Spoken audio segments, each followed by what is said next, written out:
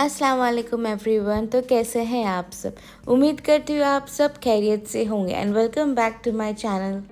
आप मेरे चैनल को प्लीज़ ज़्यादा से ज़्यादा अपने फ्रेंड्स और फैमिलीज़ में शेयर कीजिए, मेरे चैनल को सब्सक्राइब कीजिए, वीडियोस को लाइक कीजिए और उस पर कमेंट भी कीजिए।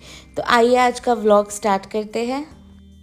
तो आज का व्लॉग मेरा मॉर्निंग से स्टार्ट हो रहा है। असल अर्ली मॉर्निंग 5:30 ऑफिस के लिए निकल जाते हैं। उनके जाने के बाद मैं फिर सो जाती हूँ और उसके बाद मैं 9-9:30 के अराउंड उठती हूँ और फ्रेश होने के बाद बेड वगैरह बनाने के बाद मैं ब्रेकफास्ट करने बैठ गई थी। तो आज ब्रेकफास्ट में मैं बस न्यूटेला और ब्रेड ही ले रही थी।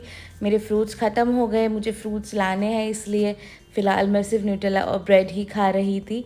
और आप सब लोग ब्रेकफास्ट में क्या प्रेफर करते हैं? एकदम हैवी ब्रेकफास्ट आप लोग खाते हैं या कुछ लाइट सा खाते हैं? आप कमेंट करके ज़रूर बताइएगा, मुझसे शेयर कीजिएगा कि आपका ब्रेकफास्ट रूटीन क्या है। और मुझे और असद को तो चाय की भी आदत नहीं है, तो हम तो ब्रेकफास्ट में चाय भी नहीं पीते। आई नो बहुत सारे लोगों को सुबह और शाम में एक एक टाइम चाय लगती है, कुछ कुछ तो दिन में भी पीते हैं, बट हमें बिल्कुल आदत नहीं है, तो फिर हम लोग तो अवॉइड ही करते हैं। और असद भी सुबह ब्रेकफास्ट करके नहीं जाते हैं, मैं उन्हें ब्रेकफास्ट पैक करके देती हूँ, तो फिर वो ऑफिस में जाके खाते हैं। ब्रेकफास्ट होने के बाद मैंने मेरे जो डेली रूटीन के काम है, जैसे वैक्यूम करना, मॉपिंग करना, जो कपड़े सूख गए हैं उसे निकालना, वो सारे काम मेरे कर लिए थे। वो सारे काम होने तक लंच का टाइम हो गया था और मुझे एक्चुअली कुछ खास भूख नहीं लग रही थी और खाने का मन भी नहीं कर रहा था। तो मेरे पास ये फ्रोज़न नगेट्स थे जो हम लोग ने ये टाइम ग्रोसरी में लाए थे, बिकॉज इस पर बहुत अच्छी ऑफ़र थी। तो मैंने सोचा चलो इसे ही ट्राई कर लेते हैं। वैसे भी हमें ट्राई करना था कि इसका टेस्ट कैसा है, अगर अच्छा रहेगा तो फिर नेक्स्ट टाइम हम लेंगे ख़त्म होने के बाद।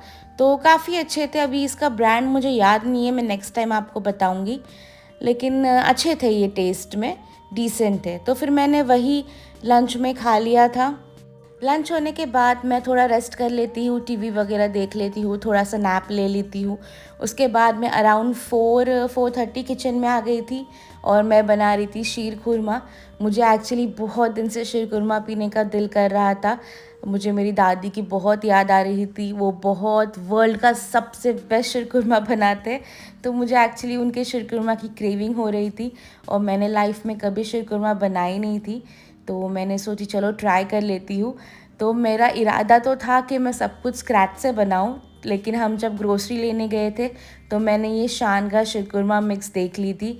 तो असद ने मुझे बोले कि इतना सब लेने से अच्छा तुम डायरेक्ट जो रेडीमेड पैक है वो ले लो, बिकॉज़ असद तो नहीं पीते शीरकुरमा और मैं अकेली ही पीने वाली हूँ, कोई और है नहीं।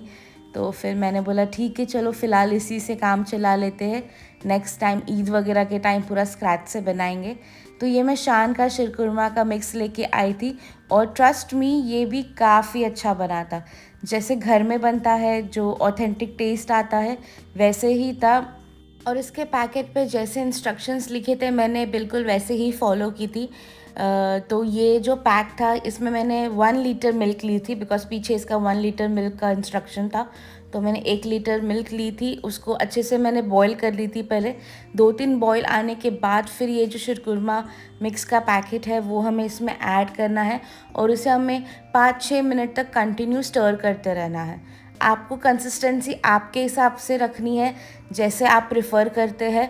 मुझे एकदम भी पतला नहीं पसंद है और एकदम भी थिक नहीं पसंद है, तो मैं जैसे मुझे पसंद है मैं उस हिसाब से कंसिस्टेंसी रखूँगी।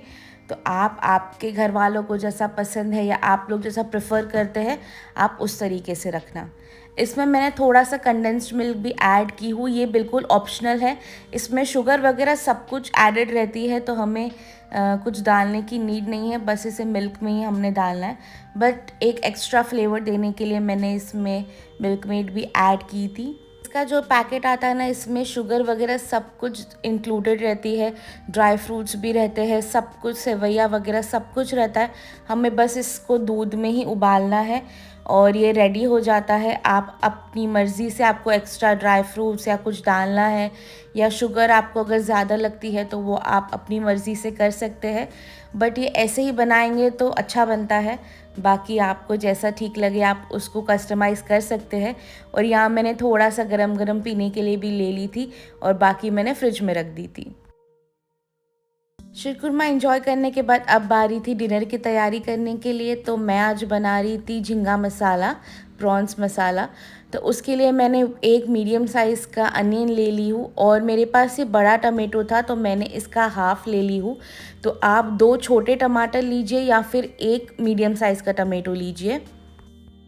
साथ ही मैंने 3 ग्रीन चिलीज़ भी ले ली हूँ। तो टमेटो को हम रफली चॉप कर देंगे और साथ में हम अनियंस को भी रफली चॉप कर देंगे।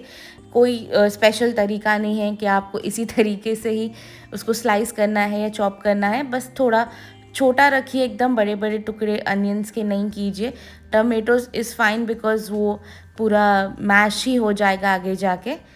ठीक है। और फिर हमने जो 3 ग्रीन चिलीज़ ली है उसको बस हमें हाफ वे तक स्लिट कर लेना है बीच में से। कुकिंग हमें ना इजी बनानी चाहिए, it should not be difficult and complicated. तो ही हमें कुक करने के लिए मज़ा आएगा और हम लेडीज़ के लिए फिर वो हैसल फ्री भी रहेगा। वरना ऐसा हो जाएगा कि पूरा टाइम हम बस किचन में ही हैं और हमें खुद के लिए टाइम ही नहीं मिल रहा है। तो यहाँ रेसिपी स्टार्ट मैंने कर दी हूँ। मैंने 2 to 3 टेबल स्पून्स ऑयल ले ली हूँ। उसमें हमें 10 या 12 करी पत्ता डालना है, जो करी लीव्स होते हैं वो। और जो मिर्चें हमने स्लिट की है वो उसे ऐड कर देंगे। उसे 30 सेकेंड्स के लिए हमें बस सौटे करना है और फिर जो चॉप्ड अनियन है वो हमें उसमें ऐड करना है और उसको अच्छे से 1 मिनट के लिए सौटे करना है जब तक वो थोड़ा सा ट्रांसलूसेंट ना हो जाए।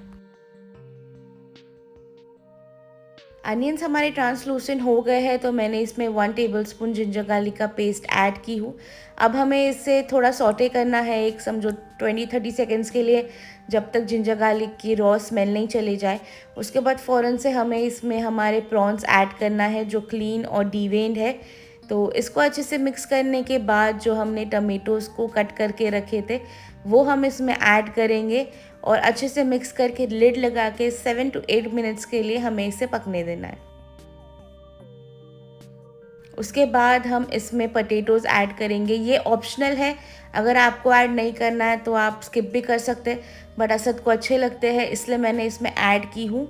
तो इसको अच्छे से मिक्स करने के बाद फिर से हम लिड लगा के इसको 10 to 12 मिनट्स के लिए कुक होने देंगे जब तक हमारे पोटैटोज़ थोड़े सॉफ्ट नहीं हो जाए। फिर मैंने इसमें 1 टेबलस्पून सॉल्ट ऐड की हूँ, 2 tablespoons red chilli powder, 1 tablespoon ज़ीरा पाउडर और 1 टेबलस्पून धनिया पाउडर।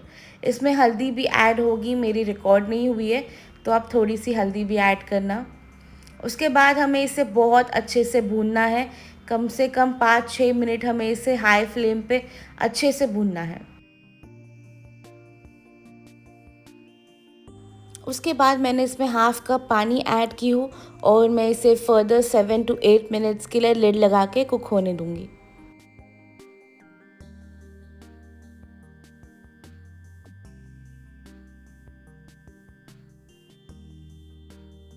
जब तक मेरा प्रॉन्स मसाला कुक हो रहा है तो मैंने सोची साथ में थोड़े चावल भी बना लेती हूँ।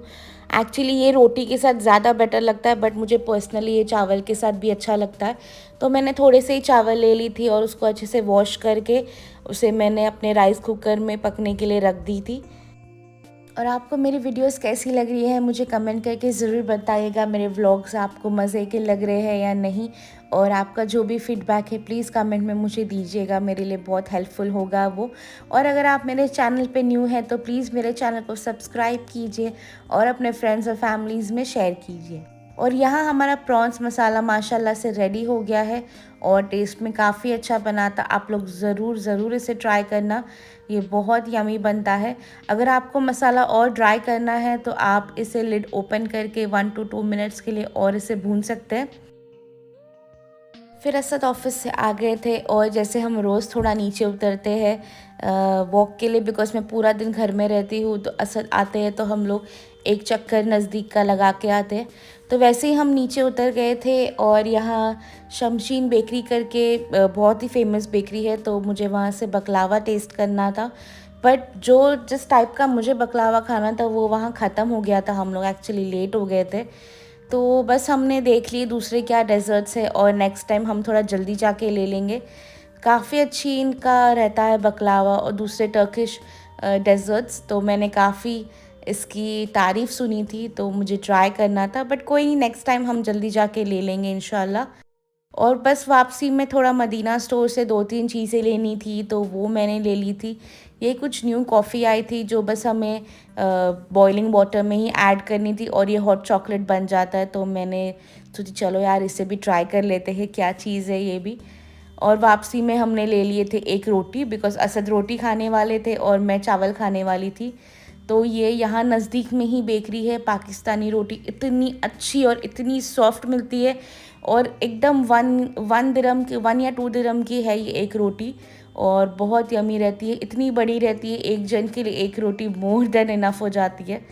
तो बस वापसी में हमने ये कलेक्ट कर लिए थे। फिर घर आके जो प्रॉन्स मसाला मैंने बनाई थी उसको मस्त गरम की थी मैंने, और हमने वो इंजॉय कर लिए थे।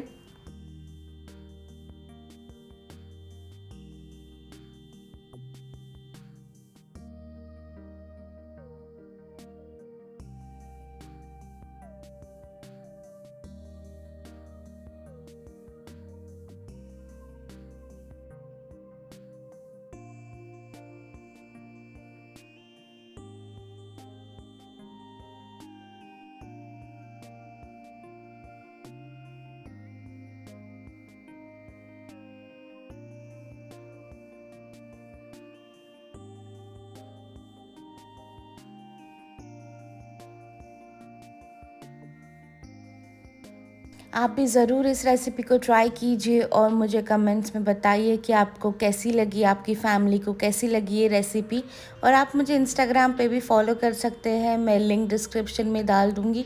मैं वहाँ भी काफ़ी रील्स अपलोड करती हूँ जो मैं यूट्यूब पे नहीं करती, तो मेरा वो कंटेंट भी अलग है, तो आप मुझे वहाँ पे भी फॉलो कीजिएगा और दुआओं में बहुत याद रखिएगा। माशाल्लाह और अल्हम्दुलिल्लाह बोलना ना भूले। टेक केयर, अल्लाह हाफ़िज़, मिलते हैं नेक्स्ट व्लॉग में।